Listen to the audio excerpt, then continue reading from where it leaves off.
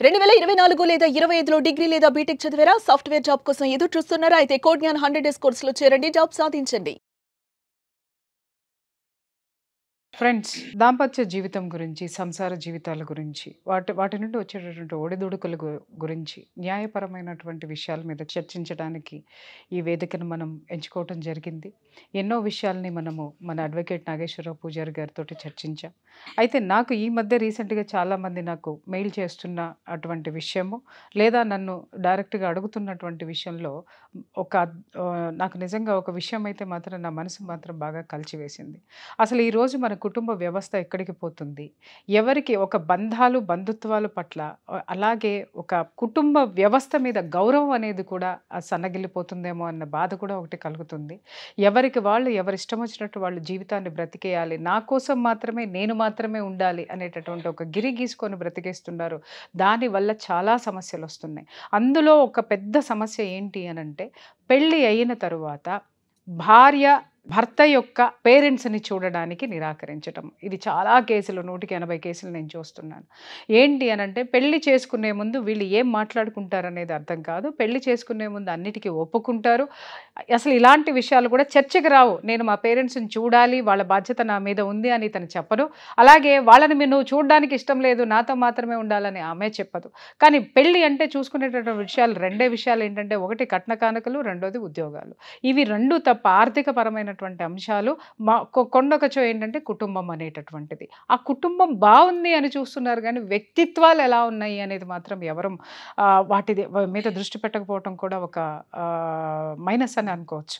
ఇక్కడ ఏంటంటే, భార్య భర్త యొక్క తల్లిదండ్రుల్ని చూడడానికి నిరాకరించటము, అలాగే భర్త తన తల్లిదండ్రుల కోసం పంపించాల్సినటువంటి మెయింటెనెన్స్ ఇవ్వడానికి కూడా నిరాకరించటము, అలాగే వాళ్ళకి ఏదైనా హెల్త్ ఇష్యూస్ వచ్చినప్పుడు తన దగ్గర పెట్టుకొని వైద్యం చేయించాలన్నా కూడా ఆమె సహకరించకపోవడము, ఇలాంటి ఎన్నో అంశాలతోటి భర్తలు చాలా బాధపడుతున్నారు. ఆ కుటుంబాలు కూడా నరకం అనుభవిస్తున్నాయని చెప్పుకోవచ్చు.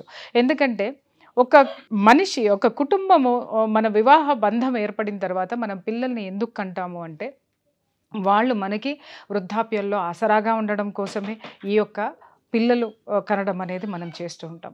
కానీ అదే పిల్లలు వివాహం తరువాత వాళ్ళు తమ పిల్లలు కాదు అని అన్న తర్వాత ఇన్ని సంవత్సరాలు వాళ్ళు పడినటువంటి కష్టమే ఏంటి, తర్వాత వృద్ధాప్యంలో వాళ్ళని చూసుకోవాల్సిన వాళ్ళు ఎవరు, అసలు కొత్తగా జీవితంలోకి వచ్చినటువంటి కోడలు అత్తమామల్ని చూడొద్దు అనేటటువంటి రెస్ట్రిక్షన్ ఒక భర్తకి భార్య పెట్టడం ఎంతవరకు సమంజసం.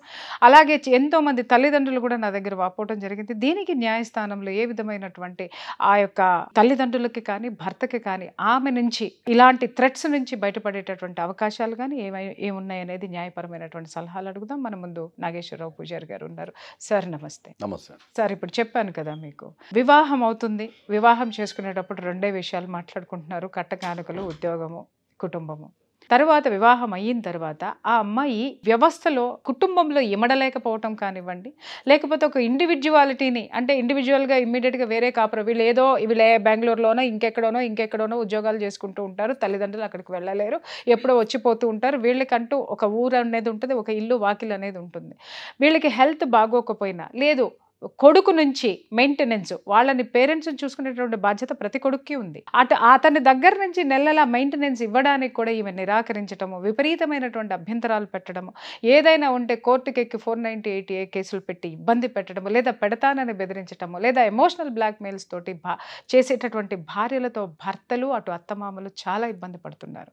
సార్, ఈ విషయం మీద మనకి ఇలాంటి వాళ్ళకి న్యాయస్థానంలో ఎలాంటి వెసులుబాటు ఉంది, వాళ్ళు ఎలాంటి ఊరట ఉంది? ఇప్పుడు మీరు ఏదైతే ఈ సమస్య అయితే చెప్పారో, ఈ సమస్య ఇప్పుడు సమాజంలో ప్రతి ఇంట్లో జరుగుతున్న ఒక సమస్య. ఇది ప్రతి ఇంట్లో, ఎందుకంటే పెళ్ళైన ప్రతి ఇంట్లో జరుగుతున్న సమస్య. దీని గురించి మనం చర్చించడం అనేది చాలా అవసరం కూడా సమాజానికి. చాలా ఉంది సార్. ఎందుకంటే మ్యారేజెస్ చేసుకున్న తర్వాత ఈ అబ్బాయి యొక్క తల్లిదండ్రుల్ని వాళ్ళకు టైం లేకనో, లేకపోతే దూరంగా ఉండడం ద్వారానో, లేకపోతే భార్య పెట్టే రెస్ట్రిక్షన్స్ అన్నట్టు, ఏం పెడతారు వీళ్ళు భార్యలు అంటే ఏంటంటే, చూసుకోవద్దు.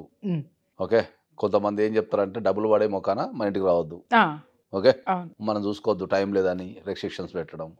కొంతమంది అసలు డబ్బులు కూడా ఇవ్వక వాళ్ళ సావు వాళ్ళు చావని అనడం, డబ్బులు కూడా ఇవ్వక వాళ్ళ సావు వాళ్ళు చావని అనటం.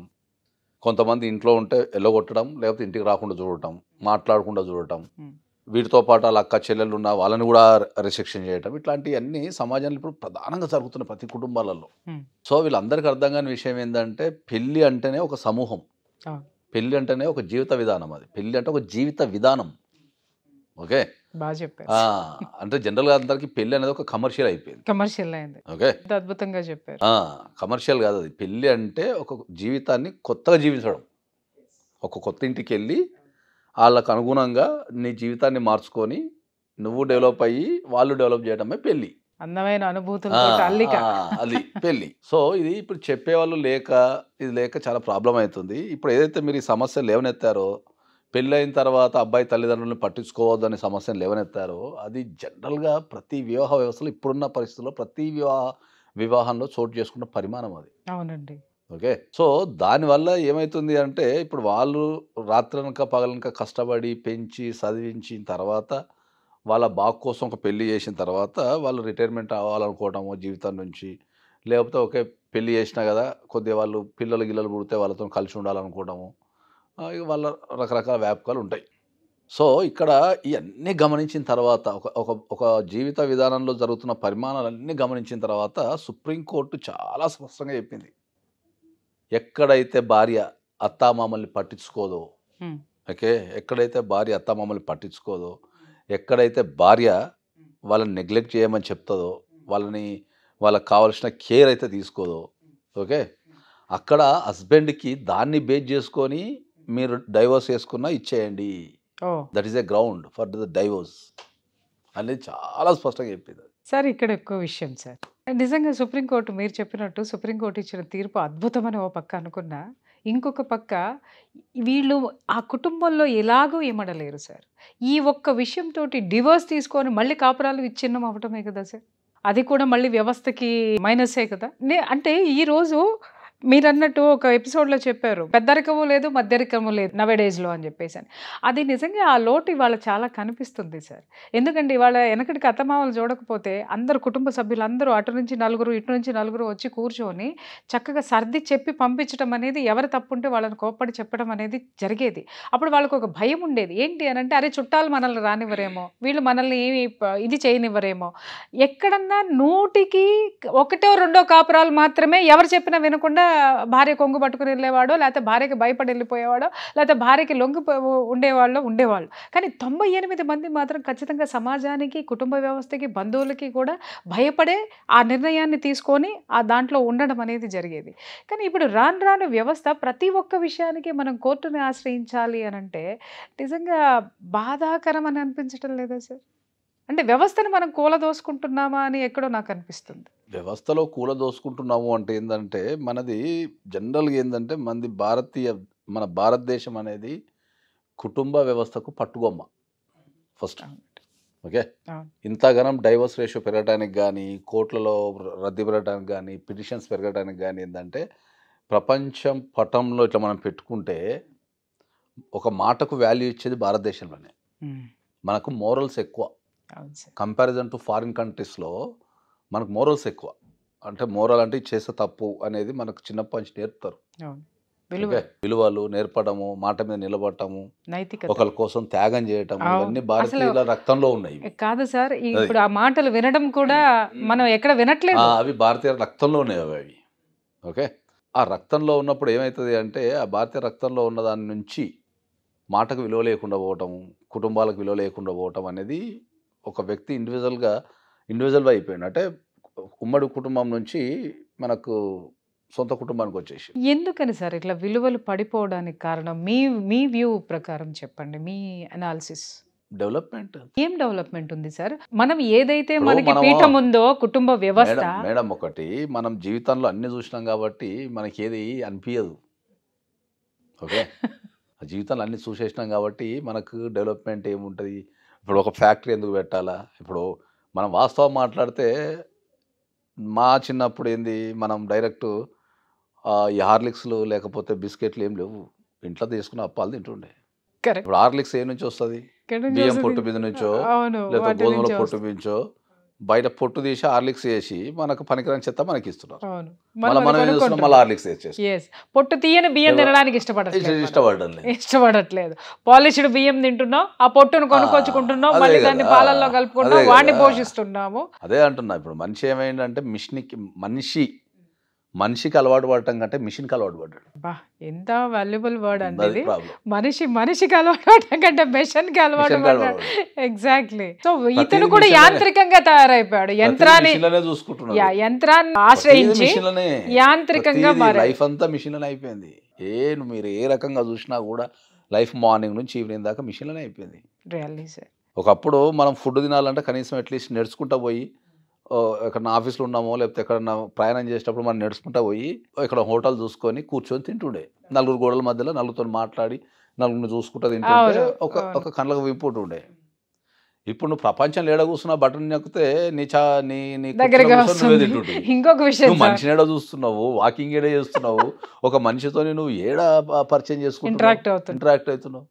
నీకు ఆకలైంది, మిషన్ తీసుకోవాలా, కొట్టాలా, వాడు వస్తాడు, తినాలా, పడేయాలా, కథం అయిపోయి ఇంకేముంది. ఎప్పుడైతే ఒక మనిషితోని ఇంటరాక్షన్ తెగిపోతుందో అప్పుడు ప్రాబ్లం స్టార్ట్ అయిపోతుంది.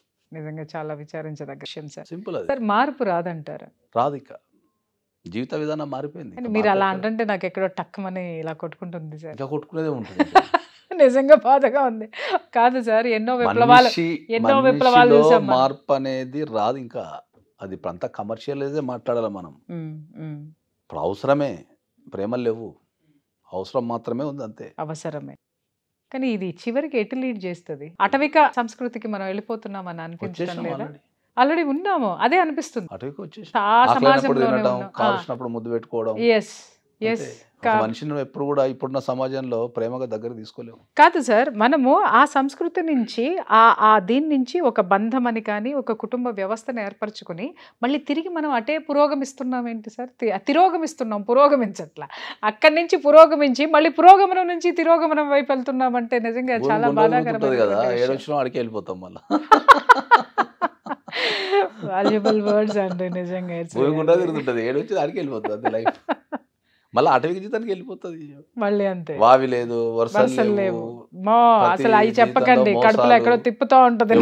ఎవరికి కూడా ఒక ధైర్యం చేయగలిగే శక్తి లేదు, ఒక వ్యక్తిని కాపాడుకునే గుణం లేదు.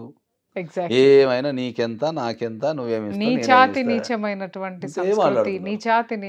అంటే సార్ ఒకటి చెప్తున్నాను, ఈ నోటికి నా పైసలేంది, నువ్వెంత పెట్టినావు, నేను ఎంత, నీ పైసలు నా పైసలు అని కూడా ఇప్పుడు ఎవరు మాట్లాడట్లేదు సార్. అన్ని నా పైసలే, అంతా నాదే, అంతా నేనే అని మాట్లాడేటటువంటి స్థితికి దిగజారిపోయాడు ఈ రోజు మనిషి. మానవత్వం అనేది మోరల్ నుంచి చట్టానికి వచ్చేసినాం మనం.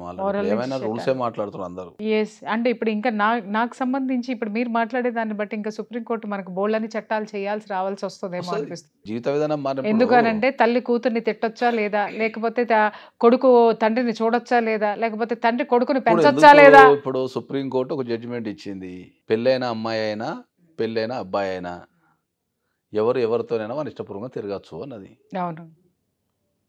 అవి ఎన్ని సంసారాల్లో చిచ్చులు పెట్టట్లేదా సార్? సంసారంలో చిచ్చులు పెట్టడం అంటే అదే చెప్పినా కదా, దీంట్లో మోరల్ వేరు, చట్టం వేరు. ఇది చాలా మందికి అర్థం కాదు. ఇది చాలా ఇప్పుడు అందరు వచ్చి జనరల్ కదా మాట్లాడుతుంటారు కదా, మాట్లాడేటప్పుడు ఏమైందంటే మోరల్ వేరు, చట్టం వేరు. చట్టానికి దానికి మోరల్స్ ఉండదు, చట్టానికి మోరల్ ఉండదు. మనం మోరల్ మాట్లాడితే చట్టం మాట్లాడదు, చట్టం మాట్లాడితే మోరల్ మాట్లాడదు, అంతే. కానీ ఇప్పుడు రెండు కలిపి మాట్లాడతారు కాబట్టి జనాలకు అర్థం కాదు. కాదు సార్, ఇంకొక విషయము, ఇప్పుడు ఈ విషయంలో మనం ఏదైతే చర్చించుకున్నామో అత్తమామల్ని చూడకూడదు అనేటటువంటి విషయం, దీంట్లో మోరల్ గా మాత్రం ఒక భయం అయితే క్రియేట్ చేసిందేమో, ఒక మొరాలిటీని క్రియేట్ చేసిందేమో అనిపించింది నాకు ఇలాంటి చట్టం తీసుకొని వచ్చి. ఏమంటారు? చేసింది కానీ ఎవరు పట్టించుకుంటున్నారు? మెటీరియలిస్టిక్. ఫస్ట్ పెళ్లి ఫెయిల్ కావటానికి కారణం ఏంది అంటే ఇండివిజువాలిటీ. సింపుల్ లాజిక్ అది. మనం కొన్ని లక్షల కేసులు చేసినాం కాబట్టి వాటన్నింటిని గమనించిన తర్వాత ఏమర్థమైందంటే పెళ్లి చేసుకోవడానికి గల కారణం ఇండివిజువాలిటీ. అంటే చేసుకోవడానికి ఇండివిజువాలిటీనా, కుటుంబం కాదు. ఇప్పుడు నేను జనరల్గా ఎన్నో స్టేట్మెంట్లలో నేను జనరల్గా చెప్తున్నా, ఏమని చెప్తున్నా, ఇండియాలో మ్యారేజ్ వ్యవస్థ ఫెయిల్ అయిపోయింది. నన్ను బాగా తిడుతున్నారు, ట్రోలింగ్ చేస్తున్నారు, తిడుతున్నారు, అసలు నువ్వు డైవర్స్ తీసుకున్నావు అని అడుగుతున్నారు. I have a beautiful wife.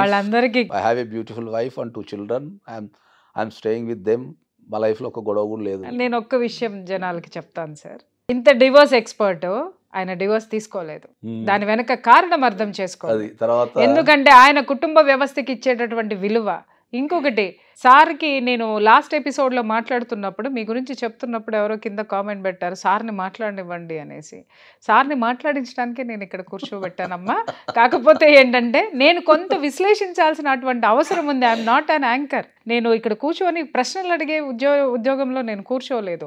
విషయాన్ని చర్చించడానికి ఇక్కడ కూర్చున్నాను సార్ తోటి. అదొకటి గుర్తుపెట్టుకోవాలి. రెండోది ఏంటంటే, సారు ఫ్యామిలీ కౌన్సిలింగ్ ఇవ్వడం మీరు ఎప్పుడైనా చూసారా? ఎన్ని వందల ఆయన దగ్గరికి వచ్చేటటువంటి రోజుకి కనీసం ఒక 50 అన్నా వస్తాయా సార్ డివోర్స్ కేసులు? వస్తే ఆయన టేకప్ చేసేది దాంట్లో మొత్తం 50 కేసెస్లో కూడా 48కి కౌన్సిలింగ్ ఇవ్వడానికే ఆయన ట్రై చేస్తారు.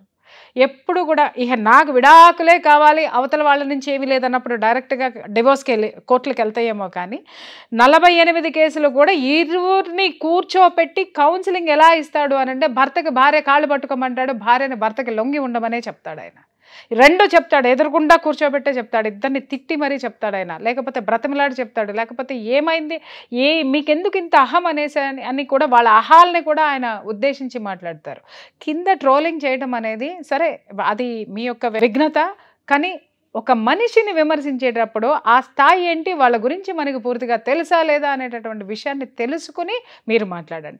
ఇక్కడ నేను కూడా సార్ని కూర్చోబెట్టి పదే పదే డివోర్స్ కేసుల గురించి నేనెందుకు చూస్తున్నానంటే, ఒక ఫ్యామిలీ కౌన్సిలర్గా నాకు తెలుసు, మేము ఎంత చెప్పినా ఎవ్వరూ వినట్లేదు. కొన్ని కాపురాలు అయితే ఎంత కలుపుదామన్నా కూడా వాళ్ళు కలిసే పొజిషన్లో లేరు. కొంతమంది ఎంత కలిసిపోదామో మాకు దారి చూపించండి అంటే కూడా వాళ్ళకి దారులు దొరకడం లేదు. అంత భయంకరంగా వివాహ వ్యవస్థ నాశనం అయ్యింది. అదే డివోర్స్ అనేటటువంటి టాపిక్ ఇక్కడ ఎందుకు ఉంది అని అంటే, ఆరోగ్యకరంగా విడిపోండి లేదా ఆరోగ్యకరంగా కలిసి ఉండండి, కలిసి ఉంటే ఆరోగ్యకరమైనటువంటి వాతావరణాన్ని ఏర్పాటు చేసుకోండి చెప్పడమే ఈ వేదిక ఉద్దేశం. Anyhow, thank you so much sir, మంచి విషయాలను చెప్పారు.